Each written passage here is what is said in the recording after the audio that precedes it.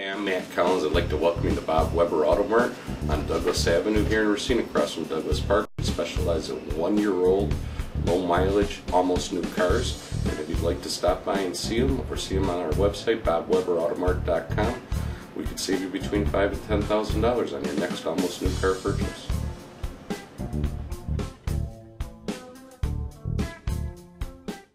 Hi, I'm Matt. Welcome into another edition of Sports Junkies. Steve Sparky Fifer along with Gery Woelfel here at the Racine Journal-Times. Time to talk a little Bucks basketball. All quiet on the Bucks front. Really not much going on there. I really don't know what we're going to talk about during the course of the video today. Oh, you're just so witty. Yeah. Where to begin? I bet everybody's just laughing right now. Yeah. Herb Cole is apparently going to be done as owner of the Milwaukee Bucks. Now, the sale still has to be approved by the NBA and the Board of Governors, and once that's official, then he'll be out officially. But it was announced that he has decided to sell the team to two hedge fund billionaires from the East Coast, one of which is Wesley Edens, the other of which is Mark Lazary. Google Mark Lazary and see all the fun stuff you can find on Mark Lazary. Very, very entertaining, and it may shock you a little bit. Fascinating guy. Yeah. Incredibly fascinating. Fascinating. Likes playing poker for lots of money. Likes gambling on golf, according to an article that I read. Bought the penthouse of the Ghostbusters big building in New York for about $33 million. He got it on a bargain. It was listed for $35. So he saved a couple $1 million on that. So he's got that. Hey, that's how pay off Larry Sanders' buy. Right, Lazary's got 5 kids. Loves decorating for Halloween. The way he decorates his house for Halloween is unbelievable. I mean, unbelievable. There's so we're going to go there of for trick-or-treating? Yes. There's pictures of it all over the internet. Lazary, there's lots of stuff on the internet. Edens, closed book. The only thing we know about Edens is his mom was born and raised in Wisconsin. The question is where? Yeah, I don't know. Somebody's told me lacrosse. Somebody told me Sparta. There is a difference between the two. Yeah, Sparta, I guess. Great. You know my high school football coach was from Sparta? What? Maybe they know each other. I got to check this out. It might be onto something. It doesn't matter to me where it is. And apparently he also owns a company that employs like 700 people here in the state of Wisconsin. You know what the most impressive thing about him is, though? Edens? No, Lazary. Come on. Did you listen to the press conference yesterday? Yeah, we carried it on SSP. Yeah, and what was the most impressive thing about him? The thing that just blew me away. I have no idea. What? He came to America basically penniless. Oh, from Morocco. From Morocco. At the age of 7 with his family.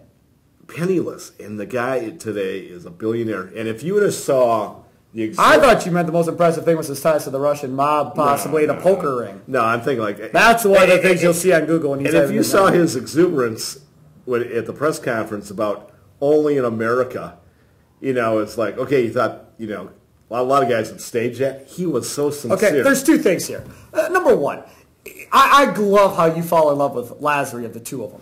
Edens is the guy I didn't say I fell in love. I said I'm not in love with either one. I just said I was impressed with this Edens guy. walks into a room. I don't think anybody thinks anything.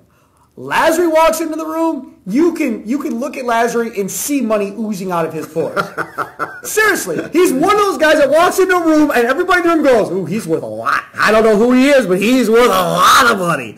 Now that's good. But the thing that stood out to me in the press conference, you stood out to you of being penniless coming from Morocco. And congratulations, Mr. Lazary, for surviving and being a billionaire. But this, for me, the most impressive thing was... A lot of hard work went into that. When they get up there and they talk about, we are here to win games, we are here to win championships, plural, and we want to start doing that in the next 5 to 10 years. Buck Nation would be happy if you won 1 championship. But wait a second. Nobody ever talks about championships. All we talk about is, if we could just get in the playoffs, we'd be so excited. You know, if we could just be the 8 seed and be competitive, we'd all be happy here in Milwaukee. Thank God that's done with. So now can we focus, please, on doing this the right way? He talked about 5 to 10 years, which tells me that the belief is, I hope and pray to God, that he, unlike Senator Cole, gets it, that you are going to have to be back for a couple of years to build through the draft, to get this done. You're not going to go get LeBron James to sign in Milwaukee. That's not going to occur, so you have to do it the right way.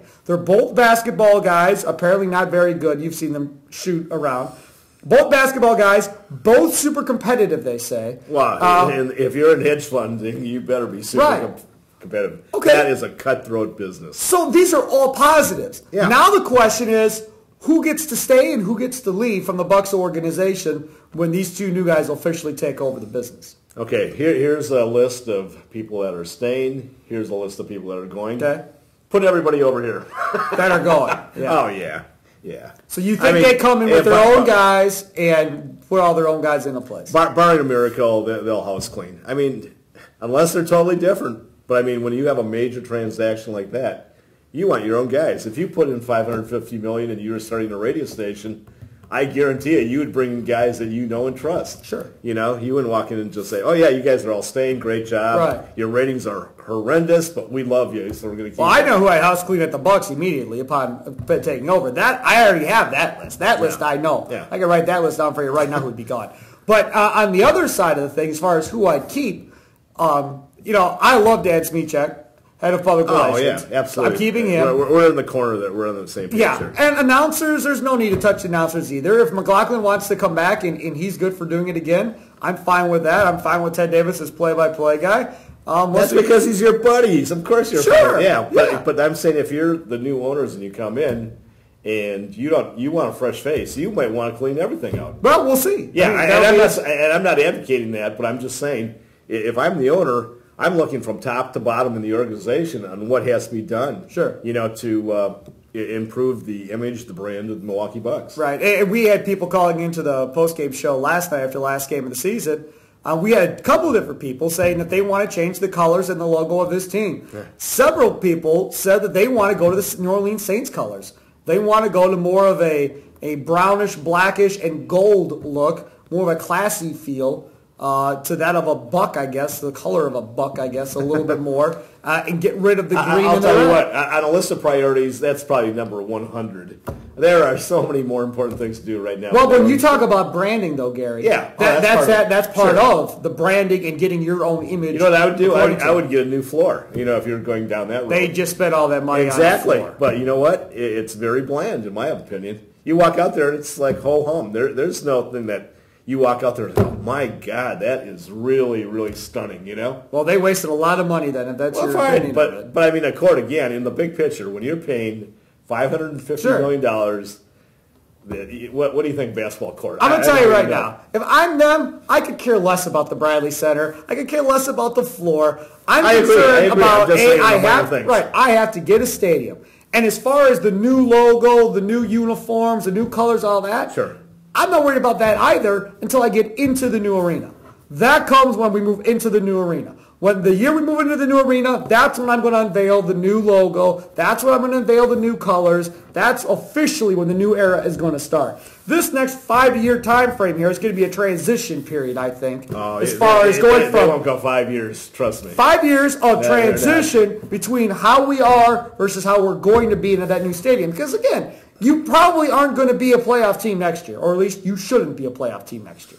I think they might be, depending upon who they get in the draft. First thing, they bring in, let's say they get Parker, okay? Okay. Parker's going to come in and start automatically. You go into free agency, you can get a good young player. No need to go into free agency. If you can get a guy that's 24, 25, why wouldn't you do it? Who? I don't know. I have to look at the free agent list. But if you can get a young That's your homework for next week. Come back with me with a guy. Next year. 24, this is the last 25. Junkies. 24, 25. Come back and you tell me what 24, 25-year-old is going to sign a big deal in Milwaukee that's worth anything. I don't know. You gotta hope. You gotta pursue it. No, I don't. No. Look, most of your roster is already this big deal, but guys that are 22, 23 coming out of college. What's the big difference? 2 years. I'm going to tell you the big difference is. I know that most of my roster is screwed for next year already because John Hammond already has his roster in place. So I've already got dead money in Larry Sanders. I've got dead money in O.J. Mayo. I've got dead money in Ersan Ilyasova. I got enough issues right now. I don't need to go spend more money until I get my roster fixed now that's all screwed up. That would be part of I have dead money in Carlos Delfino. If a guy's 24, 25, you can keep him for the next 8, 10 years. Right, but you're acting like, this 24, 25-year-old superstar is just hanging out there. No. I'm not saying a superstar. I'm saying a good player.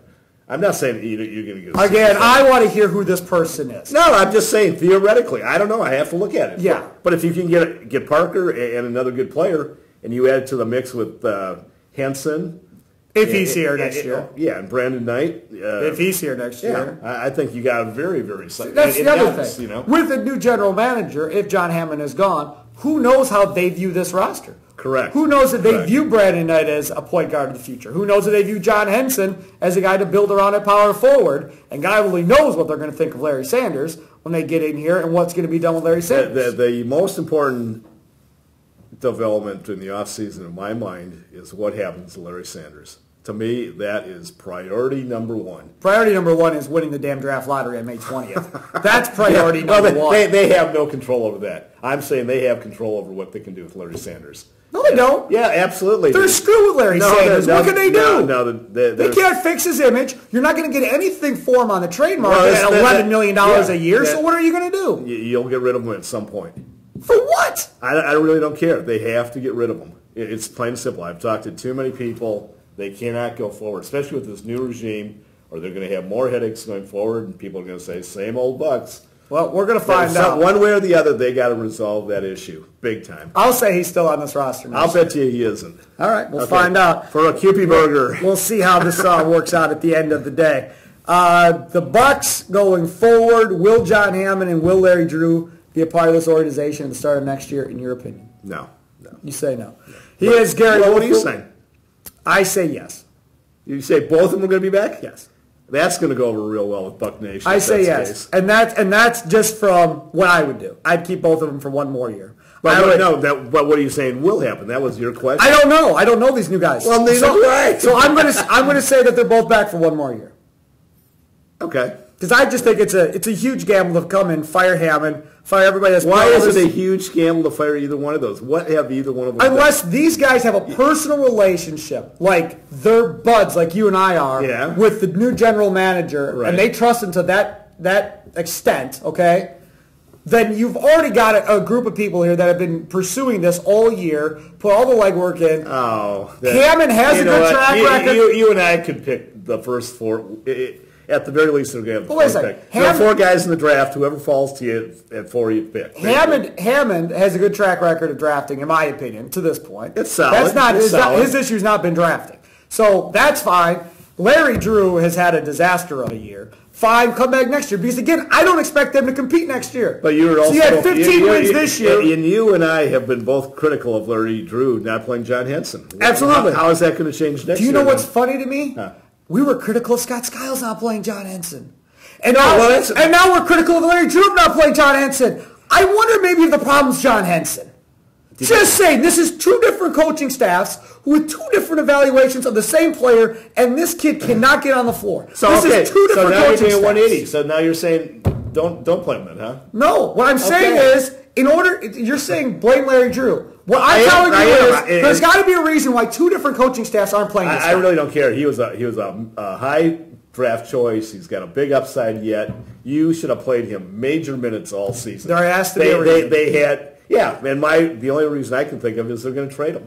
That they didn't see any value in putting in the time. Which I totally did, yeah. There's got to be something more. Either he's not understanding plays, either he's out of position all the time when he's on the floor, either he doesn't practice hard. There's got to be something. There you go, the old Buzz Williams. You can be on the floor if you practice hard. Well, again, I don't know. I'm throwing out reasons. I know. I understand. 2 different coaching staffs, there's got to be a reason why he's not getting on the floor. But I could understand to a degree Skiles, okay? Because Henson was a rookie. I get it, and Skiles is old school. He's not going to give young players time unless John Hammond tells them play Brandon Jennings, okay? Yeah. Then you play him, okay?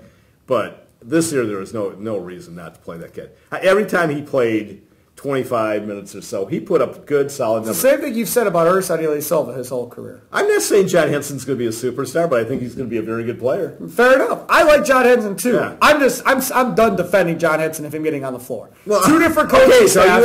So you are siding with Drew then on this. I don't know what the reason is, but there's got to be a reason, Gary. Is all I'm saying. I'm not blindly going to go, we've had 2 dumb coaching staffs in a row now. John Henson's a great player. I don't get it. So I'm not saying that anymore. So then you direct the blame to Hammond for drafting him if they. I direct the blame to Henson for not playing because he's obviously doing something wrong not to get on the floor. Yeah. There's something there. He's Gery Woelfel. I'm Steve Sparky. Fifer. We could go on with this topic, and Giannis is mistake-free the whole time, right? Okay. No, not at all. But he gets major minutes, right? He was getting 20 to 25 minutes And a lot of times he was getting 40 minutes. That was earlier in the year. Okay. Yes. But towards the end of the year, he's only getting 20 or 25. And I agree with you. He's leveled off. He stopped getting better throughout the course of the year. I agree with you on that as well. Now, how much better will he get going into next year? He's got to improve his jump shot. He's got a lot of he's got to improve his ball handling. How much better will he get next year? And be nicer to you so you won't rip him all the time? I don't rip Giannis. Oh, I thought you were talking about Henson. No, I don't rip Giannis at all, no. He's Gery Woelfel, I'm Steve Sparky, Fifer. And by the way, say thank you to Herb Cole for keeping this team in Milwaukee for 29 years. And for not letting it leave this year. Thank you, Herb Cole. That'll do it for Sports Junkies here. Thank you. At RacineSportsZone.com. What are you, butt stealing or what? The rest of your day.